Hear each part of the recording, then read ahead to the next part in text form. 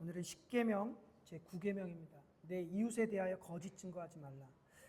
성경에서 우리에게 말씀하고 있는 게 거짓말을 절대로 하지 말아라, 이렇게 명령하고 있습니다. 거짓말과 관련된 문제가 뭐냐면, 지난주에 저희가 살펴봤던 도둑질하지 말라. 도둑질하지 말라는 단순한 문제가 아니라 우리의 본성과 연관된 문제라고 말씀드렸습니다. 그럼 거짓말도 마찬가지로 우리의 본성과 연관되어 있는 문제라는 겁니다. 거짓말과 관련해서 예수님께서 요한복음 8장 44절에 이렇게 말씀하십니다. 너희는 너희 아비 마귀에게서 났으니 너희 아비의 욕심대로 너희도 행하고자 하느니라. 그는 처음부터 살인자요 진리가 그 속에 없으므로 진리에 서지 못하고 거짓을 말할 때마다 제 것을 말하나니 이는 그가 거짓말쟁이요 거짓의 아비가 되었습니다. 예수님께서는 이 사단이, 마귀가 어떤 존재냐? 거짓의 아비라는 거예요. 거짓말의 아비라는 거죠.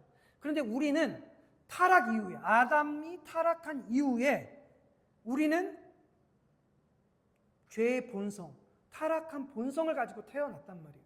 그러니까 우리는 이미 이 거짓말이 우리의 본성으로 자리 잡고 있는 상태로 태어나 있다는 겁니다. 그래서 예수님께서는 너희들이 그런 본성을 가지고 있지만 예수님을 믿는과 동시에, 거듭남과 동시에 이제 우리에게 주어진 은혜가 뭐냐? 이제 우리는 어느 본성에 참여하게 된다고요? 하나님의 그 본성, 하나님의 그 속성, 거기에 우리는 이제 참여하게 된다는 거예요. 그래서 예수님을 믿게 된 동시에 이제 우리는 거짓과 교만함, 이 속성과 이 형상에 참여해서는 안 된다는 겁니다. 왜냐? 이건 이미 마귀의 속성이라는 거예요. 사단의 속성이라는 거예요. 거듭난 하나님의 백성들은 이제 마귀의 그 형상과 속성을 닮아서는 안 된다는 거죠. 이 거짓됨과 관련해서 또 하나가 있습니다. 신앙생활함에 있어서 외식입니다. 외식. 형식주의자, 위선자들. 왜냐하면 내가 믿음이 없는데, 내가 아직 신앙이 없는데 신앙이 있는 척 속이는 것도 거짓이라는 거죠. 거짓말입니다. 근데 이게 우리의 본성상, 본성적으로 나를 감추고, 그리고 본성적으로 거짓되게 행동하는 게 이미 타락 이후에 우리는 이게 너무나도 익숙해져 있다는 거예요. 본성적으로. 태어날 때부터 연기자입니다. 이 아이들을 키우면서 느꼈던 건, 이 아이들이 2살 때부터 3살 때부터 가르쳐주지도 않았는데 가짜 울음을 해요. 가짜 울음. 막 소리를 내서 울어요. 근데 눈에 눈물은 한 방울도 안 흘려요. 그러면은 예전에는 막 아이가 울면 막 어떻게 해야 되지? 아이를 달래고 했는데 조금 막 울 때 내버려 두잖아요. 그렇게 딱 봤을 때 이게 이거는 내버려둬도 될 문제다 하면 그냥 막 울다가 이렇게 쳐다봐요. 이렇게 왜 엄마 아빠가 반응 안 하지? 이건 다 가짜 울음인 거죠. 거짓말인 거죠. 근데 이게 가르쳐 주지 않았는데도 그렇게 아이들은 행동한다라는 겁니다. 마찬가지로 우리가 얼마나 연기를 잘하는지, 우리는 내가 아무것도 없는데 있는 것처럼 연기하고, 신앙이 없는데 있는 것처럼 하고, 경건하지 않는데 경건한 것처럼 하고, 그렇게 행동하기를 우리는 좋아합니다.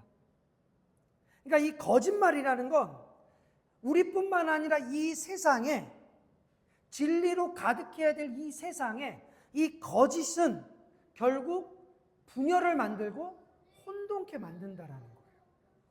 그래서 결과적으로 이 거짓은 악인이 선인이 되게 만들고 선인이 악인이 되게 만드는 그런 일들을 조장하게 됩니다. 여러분, 일제시대 때 우리나라 사람들을 대량 학살했던 사건이 있었습니다. 관동 대지진 사건 때, 일본에서 관동 대지진이 일어났습니다. 일제시대 때. 그때 이제 대지진이 일어나면서 그 일본 사회가 혼란하니까 일본 천황이 이 사회의 혼란함을 수습하기 위해 어떤 거짓말을 했냐면 조선인들이 일본 사람들을 죽이기 위해서 우물에 독약을 탔다라는 소문을 퍼뜨립니다. 그래서 소문을 퍼뜨리면서 이제 그 일본의 어수선함을 시선을 이제 조선 사람들에게로 타겟으로 돌리기 시작한 거예요. 그러면서 이 일본 사람들이 화가 나기 시작하고 이 거짓말 때문에 결국 일제시대 때 끌려갔던 많은 조선인들이 학살을 당합니다. 거짓말 때문에. 여러분 또 있습니다. 거짓말을 누가 가장 먼저 했습니까? 저는 아닙니다. 누군가? 뱀이죠. 뱀이 가장 먼저 거짓말을 했습니다. 뱀이 하와에게 가서 거짓말을 했죠. 그리고 그 거짓말 때문에 생겨난 문제가 뭡니까? 죄가 들어온 거죠. 이 죄 때문에 결국 온 세상이 다 타락하게 된 거예요. 인간만 타락한 게 아니라 온 세상이 다 타락하게 된 겁니다. 끊임없이 죄악 가운데 살아갈 수밖에 없는 끔찍한 세상이 거짓말 때문에 시작된 거죠. 거짓 때문에 시작한 겁니다. 이 거짓말 때문에 아담과 하와가 하나님과의 관계가 깨졌습니다. 그래서 이 거짓은 사단이 가지고 있는 가장 강력한 속성이에요. 강력한 속성입니다. 반대로 예수님을 통해서 거듭난 성도는 이제 진리의 말씀이 우리 안에 들어오기 때문에 이 거짓을 이제 우리는 추구하는 사람들이 아니게 되는 거죠. 왜냐하면 우리는 거짓을 하게 되면 하게 될수록 우리는 이제 가책을 느끼는 거죠. 양심의 가책을 느끼기 시작하는 거예요. 왜냐하면 우리 안에 성령님이 내주하시기 때문에 그 진리의 말씀이 우리 안에 있기 때문에 이 십계명이 어기면 어길수록 우리는 양심의 가책을 맞아서 주님을 바라볼 수밖에 없게 됩니다. 여러분 우리가 살아가는 이 사회가 여러분 거짓말 안 하고 살아갈 수 있을까요? 이 사회에서 우리는 거짓말을 안 하면서 살 수 있냐? 살 수 없다라는 거예요. 왜냐하면 여러분 어떤 거짓말은 다른 사람들에게 유익을 주는 거짓말이 있습니다. 그걸 화이트 거짓말이라고 해요. 어떨 때는 우리의 솔직함 때문에 이웃에게 해를 끼칠 때도 있습니다. 6.25 때 인민군들이 교회 목사님을 이제 잡으려고 했습니다. 막 그 마을을 이곳저곳 다 뒤졌는데 어디에 숨는지 찾을 수가 없었어요. 그래가지고 그 교회 한 사람을 이제 잡아다가 총을 겨누고 그 사람에게 너가 이 목사가 어디에 숨어 있는지를 불지 않으면 너를 죽일 거다. 협박을 하면서 총을 들이대고 이야기합니다. 어디 숨었냐? 그랬을 때 이 사람이 순간적으로 이 9계명 내 이웃에 대하여 거짓 증거하지 말아라. 아, 거짓말하지 말라고 했지. 아, 내가 솔직히 말하면 하나님이 목사님을 다 책임져 주실 거야 라고 생각하고 어디 숨어 있다라고 이야기를 했습니다. 그래서 이제 목사님이 인민군에게 잡혀왔어요. 목사님은 총살을 당했습니다. 그리고 이제 이 마을에서 같이 교회에 있었던 성도들이 이 사람을 밀고자로 이제 낙인이 찍히게 되겠죠. 그래서 결국 이 사람은 그 마을을 떠날 수밖에 없었다라는 거예요. 왜 이런 일이 일어나느냐? 이 말씀에 대한 온전한 이해가 없기 때문에 적용을 잘못하고 살아갈 수밖에 없는 거죠. 이 사람이 악의가 있어서 그렇게 말한 건 아니잖아요. 그러면 이 9계명 내 이웃에 대하여 거짓 증거하지 말라. 어떻게 이 말씀을 우리는 이해해야 되냐는 거예요. 그리고 우리는 어떻게 이걸 적용하며 우리는 살아가야 되냐는 거죠. 여러분 말씀을 우리는 하나하나 살펴보고 있습니다. 사도신경에서부터 십계명까지 우리는 말씀을 조목조목 하나하나 살펴가는 이유는 말씀을 정확하게 이해하지 않으면 정확하게 적용할 수 없습니다. 잘못 이해하고 잘못 적용하는 것만큼 위험한 게 없습니다. 많은 사람들이 하나님의 말씀을 대충 하려고 해요. 이 9계명 거짓 증거하지 말라는 계명은 단순하게 거짓말을 하지 말라는 계명이 아닙니다. 여기서 이 증거 증거라는 것은 증언입니다. 증언. 이건 법정적 용어예요. 여러분, 내 이웃에 대하여 거짓 증거하지 말라라고 이렇게 번역이 되어 있잖아요. 그러면 내 이웃에 대하여 거짓 증거하지 말라, 이 말이 이웃을 향해서 거짓 증언하지 말아라, 거짓 증거하지 말아라, 거짓말하지 말아라 이렇게 들릴 수 있는데 그 말이 아니라 히브리어에서 이 대하여, 이웃에 대하여의 이 대하여는 히브리 말로 대항하여예요. 대항하여입니다. 그러니까 단순히 거짓말하는데 초점을 맞춰져 있는 계명이 아니라 악의적으로 내 이웃과 내 형제의 입장을 고려하지 않고 악의적으로 증언하는 거예요. 악의적으로. 여러분, 어떤 사람을 위해 법정에 가서 증언하는 거 쉬운 일일까요? 쉽지 않습니다.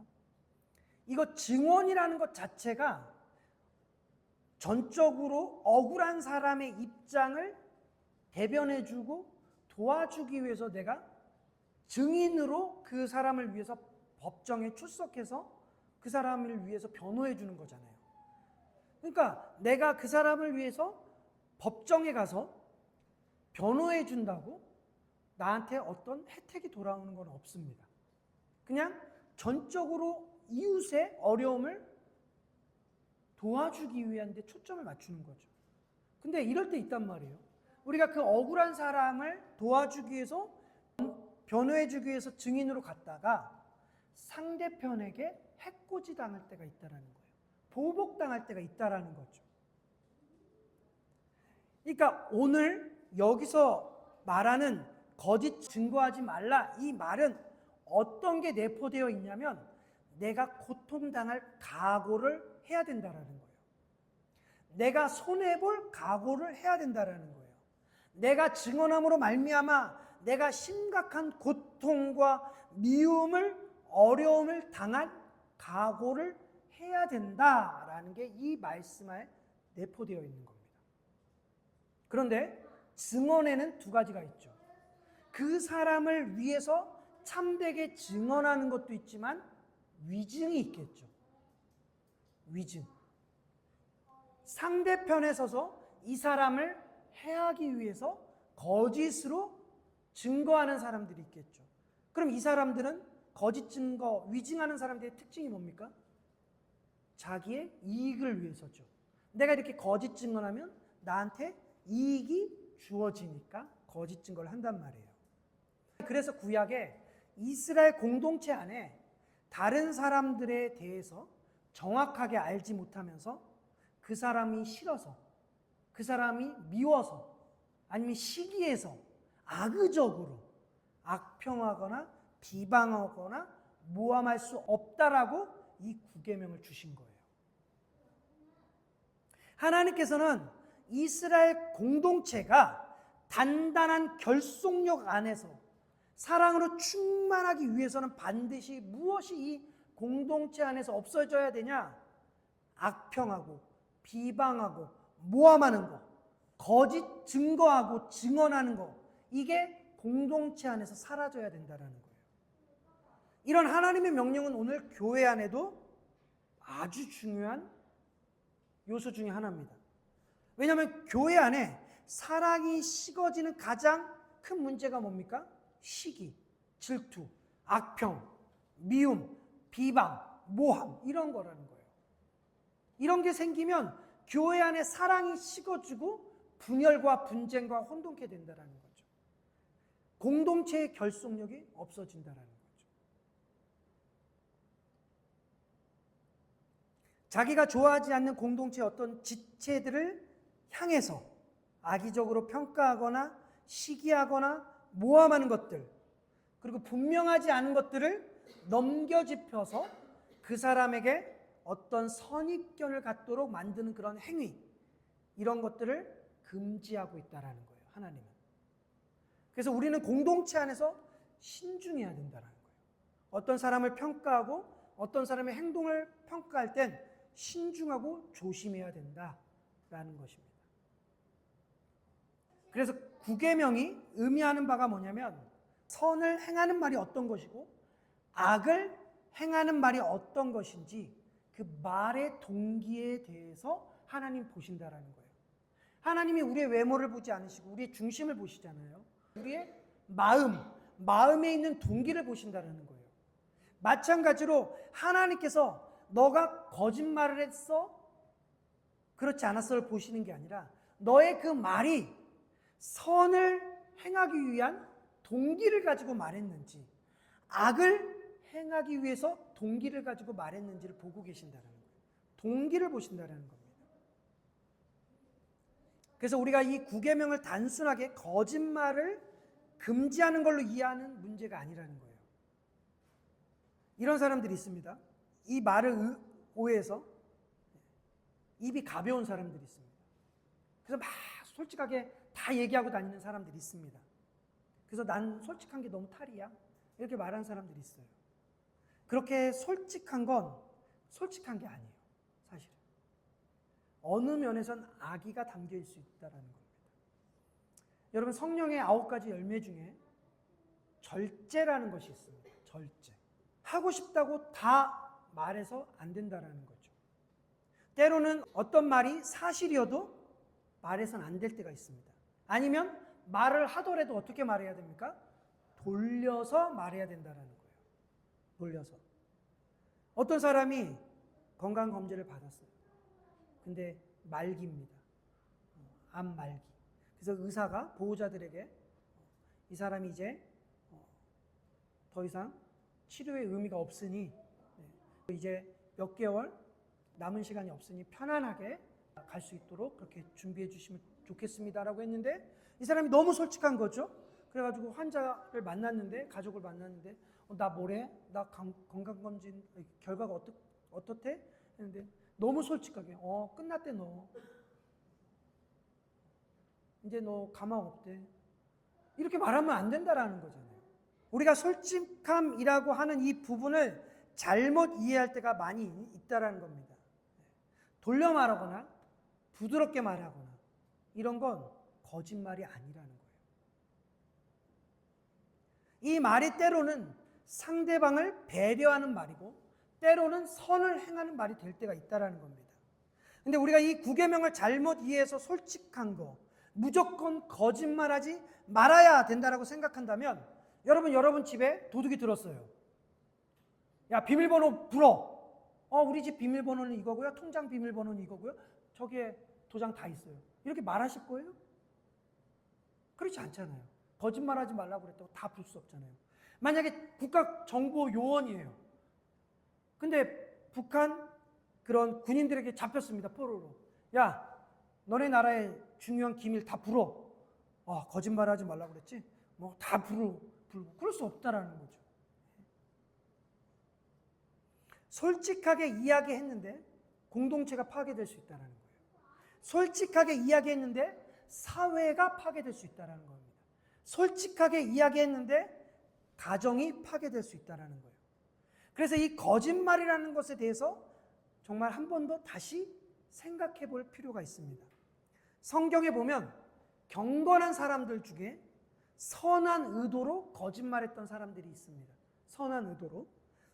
기생 라합, 정탐꾼들이 기생 라합의 집에 들어왔습니다. 들어왔을 때 이제 라합이 어떻게 반응했습니까? 이 정탐꾼을 잡기 위해서 기생 라합의 집에 찾아왔습니다. 그리고 라합에게 문을 두드려서 그 정탐꾼들을 어디 숨겨놨냐? 라고 이야기했습니다. 라합이 우리 집에 들어온 건 사실이다. 그런데 내가 숨겨놓은 게 아니라 이 사람들이 이미 떠나갔다. 성문 밖으로 나갔는데 방금 나갔다. 지금 쫓아가면 잡을 수 있을 거다. 방금 나갔다라고 이야기합니다. 이건 분명히 그 상황으로 봤을 때 라합은 거짓말을 한 거죠.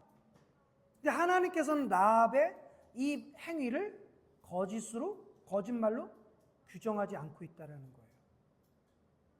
하나님께서 라합이 한 이 행위를 거짓말로 규정하지 않고 뭘로 규정했습니까? 믿음이라는 말로 규정하고 있다는 거예요. 그래서 성경은 겉으로 나타나는 그 모습보다 뭐에 관심이 있냐 하나님은? 이 말의 동기. 그 말의 동기에 관심을 갖고 있다는 거예요. 출애굽기 1장 15절로 21절에 보면 애굽 왕이 이제 유대인들이 아이들을 낳고 막 성장하고 그러니까 두려워서 히브리 여인들이 출산한 남자아이는 다 죽이라는 명령을 합니다. 산파들을 부르죠. 그래서 네가 봤을 때 남자아이면 죽이고 여자아이면 살려두라 라고 이야기합니다. 근데 어떻게 했습니까? 이 산파들이 다 살려놓습니다. 그러니까 이제 애굽 왕이 산파들을 부르죠. 어떻게 된 일이냐? 이게 어떻게 된 일이냐 했더니 이 산파들이 거짓말을 하죠. 우리가 갔더니 히브리 여인들은 다르더라. 이 애굽 여인들하고 달라서 이 히브리 여인들이 워낙에 건강해서 내가 집에 도착하기도 전에 이미 애들을 다 낳아버렸다. 다 낳아버렸다는 거예요. 그런데 하나님께서는 흥미롭게 이 산파들의 그 행위를 어떻게 규정하시냐면 하나님이 말씀하십니다. 이렇게 말씀하세요. 하나님이 그 산파들에게 은혜를 베푸심이 그 백성은 번성하고 매우 강해지니라. 그 산파들은 하나님을 경외하였으므로 하나님이 그들의 집안을 흥왕하게 하신지라. 그들이 거짓을 했지만 하나님은 이 산파들의 그 행위를 거짓으로 규정하지 않고 그들의 행위를 보시고 은혜를 베푸셔서 그들의 집안을 흥왕하게 하셨다라는 거예요. 거짓말인데 하나님께서는 선으로 규정하고 계시는 거예요. 그러면 우리가 이렇게 생각할 수 있습니다. 내가 의도만 좋으면, 내가 동기만 좋으면 거짓말 안 해도 되는구나. 이렇게 또 적용할 수 있잖아요. 내가 좋은 의도와 좋은 동기로 늘 거짓말하며 살아갈 수 있다고 생각하는데 그러면 안 된다는 거예요. 의도만 좋으면 거짓말해야 된다. 그게 아니에요. 결국 그러면 이게 우리에게 습관이 돼요. 그래서 나중에는 내 이익을 위해서도 거짓말하는 게 아무렇지도 않게 여겨지기 시작합니다. 그래서 거듭난 성도는 어찌하든지 거짓을 말하지 않는 쪽으로 선택하기 위해 모든 지혜를 짜내야 돼요. 모든 지혜를. 그래서 우리는 선하게 살아가기 위해서, 이 거짓된 세상에서 선하게 살아가기 위해서 어떻게 해야 됩니까? 지혜를 구해야 돼요. 그래서 지혜를 구하는 거예요. 내가 성공하기 위해서, 잘 먹고 잘 살기 위해서 지혜를 하나님께 구하는 게 아니라 이 거짓된 세상에서 선하게 살기 위해서 지혜를 구해야 된다는 겁니다. 그러면 구계명의 가장 중심적으로 다루고 있는 문제가 뭐냐? 바로 복음을 거짓 증거하지 말라는 거예요. 이게 구계명의 핵심입니다. 여러분, 요즘 목회자들의 문제가 뭡니까? 강단에서 위증하는 거죠. 위증. 거짓 증거하는 거예요. 여러분, 설교는 하나님의 심판대 앞에서 너가 위증했느냐 위증하지 않았느냐 심판을 받을 아주 무서운 심판의 그 자리에 있는 겁니다. 여러분들도 마찬가지입니다. 여러분들도 누군가에게 복음을 전하고 전도할 때 여러분들이 위증하느냐 위증하지 않느냐 하나님이 묻는다라는 거예요. 하나님께서 하지 않은 말씀을 소위 직통 계시라는 말로, 아니면 꿈에서 하나님께서 말씀하셨다라는 말로, 아니면 성경의 말씀을 비틀고 왜곡시켜서 전하는 건 아주 심각한 죄입니다. 심각한 죄입니다. 그래서 에레미야 14장 14절에 여호와께서 내게 이르시니 선지자들이 내 이름으로 거짓 예언을 하는도다. 나는 그들을 보내지 아니하였도다. 하나님께서는 그들을 보내지 않았는데 그들은 나는 하나님께서 보낸 선지자야 라고 말하면서 거짓 증거하는 사람들이 있었다라는 거예요. 나는 사명받았다라고 거짓 증거하는 자가 있었다라는 겁니다. 여러분, 이런 사람들을 굉장히 조심해야 됩니다. 여러분, 이런 거짓 증거하는 자들이 구약에서부터 지금까지 계속해서 나타나고 있는데 이 사람들은 항상 그들의 사역을 성공적으로 이끕니다. 이게 문제예요. 이 거짓 증거하는 자들, 위증하는 자들이 항상 세상에서 성공합니다. 왜 그럴까요? 세상이 거짓되어 있기 때문에. 세상이 이미 거짓으로 성공하게끔 만들어 놓은 구조이다 보니까, 마귀가 그렇게 만들다 보니까 거짓으로 하면 세상은 성공할 수밖에 없습니다. 여러분 혹시 데이비드 차라는 선교사 압니까? 마지막 신호라는 책을 쓴 작가입니다. 몇 년 전까지만 해도 이 사람이 한국에서 어마어마한 집회들을 하면서 돌아다녔습니다. 이 사람은 종말론적 관점으로 책을 써서 종말에 대한 그런 사람들의 두려움을 갖게끔 했던 사람입니다. 세대주의 종말론주의자예요. 세대주의 종말론주의자. 이런 사람들은 성경의 일부를 가지고 나와서 그 일부가 성경 전체인 것처럼 말하는 사람들이고, 또 성경에서 중요하지 않은 걸 중요하다고 끄집어내서 사람들을 미혹하는 사람들입니다. 결국 이 데이비드 차는 최근에 여러 가지 횡령과 문제로 수사를 받다가 지금 도피했습니다. 많은 후원금들과 많은 그런 돈들을 횡령해서 하와이에 50억 집을 사고, 서울에 그 비싼 도곡동에 오피스텔 사고 뭐 이러다가 결국 횡령으로 검찰 수사를 받다가 도피했습니다. 외국으로. 이 데이비드 차나 수많은 사람들이 추구하는 게 이 세대주의 종말론이고, 이 사람들이 하고 있는 게 신사도 운동들입니다. 신사도 운동이 뭐냐면, 내가 하나님의 그 제자들, 사도들, 이 12사도들처럼 나도 사도라는 거죠. 그래서 나도 특별한 능력을 하나님께 받았다라는 거예요. 그래서 예언을 하고 치유 사역을 하고 귀신을 내어 쫓는 그런 축사를 합니다. 이 세상은 이런 거짓 설교자들에 대해서 좋은 평가를 받습니다. 유튜브를 제가 여러분들 늘 얘기하자면, 유튜브에 대부분 90%는 대부분이 이 세대주의 종말론 설교자들이고, 그다음에 신사도 운동에 관여된 사람들입니다. 초대교회 여러분 보세요. 초대교회 때 성도들과 사도들을 보면 예수님의 그 죽으심과 부활을 전하면서 어디에 갇힙니까? 옥에 갇히죠. 죽임을 당합니다. 이 증인의 삶은 끊임없이 대적들로부터 공격을 받습니다. 사도행전 13장에 보면 사도 바울이 살라미라는 데로 내려가서 복음을 전해요. 그러다가 바보라는 지역으로 내려갑니다. 근데 거기서 내려가서 복음을 전하는데 엘루마라는 그런 마술사가 계속해서 사도 바울의 그 복음 전하는 것을 방해해요. 복음을 못 전하게 방해합니다. 근데 사도 바울이 나사렛 예수의 이름으로 악한 영을 내어 쫓고 총독에게 복음을 전하는 장면이 나와요. 근데 복음을 전할 때마다 끊임없이 방해를 하고 사도 바울을 핍박하고 사도 바울이 매질을 당하게끔 막 핍박을 합니다. 이게 바로 증언하는 자들의 삶이라는 거죠. 사도행전 4장에 보면 사도들이 예수님의 죽으심과 부활을 증언하다가 공회에 잡혀갑니다. 공회에 잡혀가서 어떻게 합니까? 죽을 정도도 두들겨 맞고 나오죠.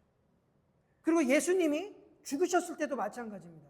예수님이 죽으시고 부활하는 그 사건을 누가 가장 먼저 목격합니까? 그 무덤을 지켰던 병사들이 목격했습니다. 그런데 그 병사들을 어떻게 합니까? 장로들과 대제사장이 돈을 주고 거짓말하게 말합니다. 거짓을 말하게 말합니다. 그의 제자들이 간밤에 시신을 훔쳐갔다 말하라. 그게 지금까지 유대 사회에 두루 퍼집니다. 여러분, 제가 왜 세대주의 종말론자들을 이야기하냐면, 세대주의 종말론자들은 성경을 어떻게 바라보냐면 문자적으로 바라봐요. 문자적으로 해석해요. 그래서 예수님이 언제 오냐? 이스라엘이 회복할 때, 이스라엘 유대인들이 예수님을 믿을 때 예수님이 오신다라고 이야기합니다. 그래서 이 사람들이 늘 이야기하는 운동이 뭐냐? Back to 예루살렘입니다. 예루살렘을 향해서 예루살렘의 복음을 전해야 된다고. 그래서 Back to 예루살렘을 계속해서 외칩니다. 그리고 또 요한계시록에 보면 사도 요한이 봤던 그 천년왕국 그게 나옵니다. 그러면서 이 천년왕국이 언제 올 거냐? 뭐 예수님이 올 때 올 거냐, 예수님이 오고 재림하고 나서 올 거냐, 오기 전에 올 거냐, 뭐 여러 가지 설이 있어요. 그래서 이걸 전천년설, 예수님이 재림 전에 천년왕국이 생긴다 해서 전천년설. 아니냐, 예수님이 재림하고 나서 천년왕국이 올 거야, 후천년설. 아니야, 그런 거 없어, 무천년설. 뭐 이런 여러 가지 설들이 지금 우리 신학계 안에 있습니다. 그러면 우리는 어떤 걸 믿어야 되냐? 전천년설, 후천년설, 무천년설. 저는 어느 입장에 서 있냐? 무천년설에 서 있다는 거예요. 무천년설. 왜냐하면 종교개혁자들이, 그리고 종교개혁자들 이전 교부들이나 아니면 사도 바울이 이 무천년설을 지지했기 때문에 저 역시 무천년설을 지지하고 있습니다. 하지만 한국 교회에는 예전에 한국 교회 90년, 80년대 전천년설을 많이 보급이 되었었어요. 전천년설. 예수님 재림 전에 천년왕국이 올 거다라고 한 전천년설이 있었습니다. 근데 세대주의 종말론자들은 이 전천년설 안에서 시작한 거예요. 전천년설 안에서 세대주의 종말론적으로 바라보는 거예요. 그래서 유튜브나 여러 가지 보면 김미진의 왕의 재정학교 여러분 들어보셨습니까? 이게 왕의 재정학교라고 해서 하나님의 말씀 가운데 하나님이 주신 재정을 잘 써야 된다라는 걸로 시작하지만 결국 핵심은 뭐냐? 하나님 앞에 드리면 30배, 60배, 100배 하나님 주실 거야. 축복해 주실 거야. 그러니까 주식에 투자하지 말고 교회 헌금에 30배, 60배, 100배 이거보다 높은 배당금은 없어. 이게 이들의 핵심이에요. 이게 한국 교회 안에 어마어마하게 유행했습니다. 왕의 재정학교. 왕의 역습. 멋있지 않습니까? 왕의 역습. 세대주의 종말론자들입니다. 구독자 수가 10만이 넘어갑니다. 뭐 30만 이렇게 됩니다. 박혁 전도사. 이 사람은 뭐 축사, 귀신을 내쫓는 뭐 남미 쪽에서 일들을 하는 사람들입니다. 전부 섭외해가지고 하는 사람들. 이런 잘못된 가르침들이 유튜브에 확산됩니다. 확산되는데 이게 문제가 있다라는 가르침은 확산이 안 돼요. 유튜브에서. 재밌지 않습니까? 거짓은 유튜브에서 확산이 되는데 이 거짓된 가르침이 문제가 있다라는 가르침은 확산이 안 됩니다. 그런데 이 거짓된 증거가 확산되지 않기 위해서 교회는 끊임없이 이 사람들에 대해 문제를 제기해야 되는 거예요. 가르쳐야 됩니다. 폭로해야 됩니다. 근데 이걸 자꾸 폭로하다 보니까 표면적으로 봤을 때 자꾸 비판하는 것처럼 들린단 말이에요. 비판하는 것처럼. 그렇지만 바른 증거를 멈출 수 없습니다. 멈춰서도 안 됩니다. 우리가 복음을 전하고 전도하는 이유는 우리 마음속에 이 거짓 증거들이 확산되는 게 참을 수 없다는 거예요. 저는 유튜브를 보면 제가 기독교적인 어떤 그런 것들을 검색하다 보니까 알고리즘으로 이런 것들이 저한테 뜬다란 말이에요.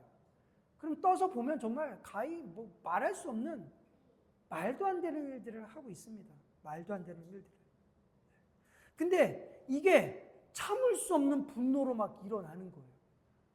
근데 분노로 일어나지만 조회수는 늘어나지 않는 게 분노죠. 네. 여러분 기독교 역사 2000년 동안 이 싸움은 끊임없이 이루어졌습니다. 거짓 증언과 참된 증언. 종교 개혁도 결국 거짓 증언과 참된 증언의 싸움입니다. 여러분 제가 사람들을 만나면서 이 바른 교리를 가르치고 아니면 바른 증거와 거짓 증거를 분별할 수 있는 그 기준을 가르쳐 드리겠다. 우리가 배웠던 그 7주. 이게 가장 기초라는 거죠. 이것만 확실히 알아도 어떠한 설교를 들어도 이 설교에 문제가 있네 없네는 쉽게 알 수 있다는 거예요. 근데 이걸 가르쳐 드리려고 아무리 권면해도 듣지 않아요. 들으려고 하지도 않습니다.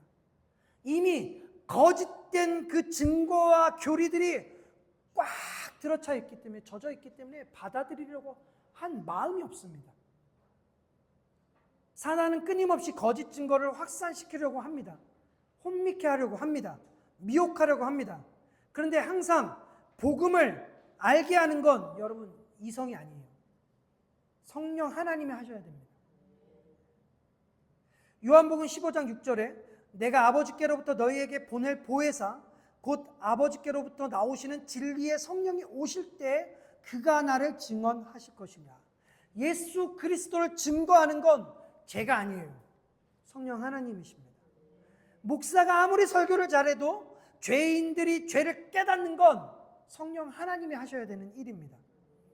사람들이 예수님을 믿고 주께 회개하고 돌아오는 건 성령님께서 그 심령에 조명하셨을 때라만 가능합니다.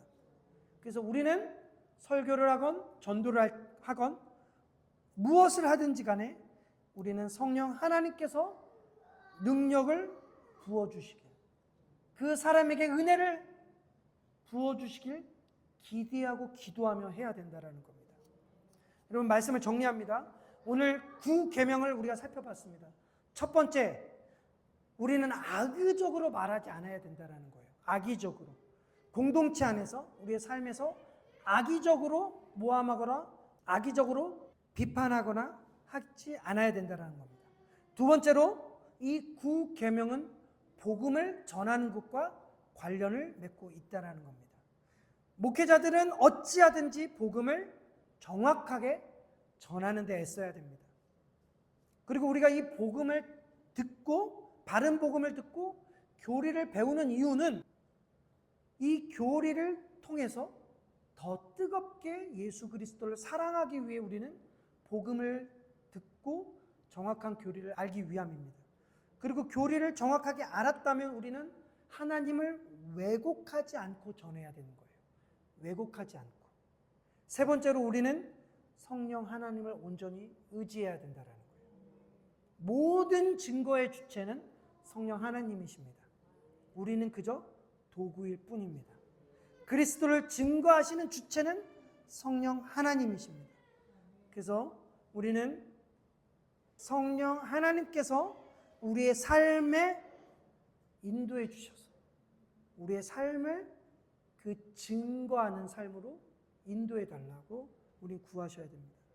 우리의 삶을 항상 성령님께서 다스려 주시길 바라고, 우리의 삶에서 거룩한 삶이 나타나고 거룩한 삶을 통해 안 믿는 사람들이 그리스도를 알고 하나님의 영광에 참여하는 그 참된 증인의 삶을 살아갈 수 있길 예수님의 이름으로 축복합니다.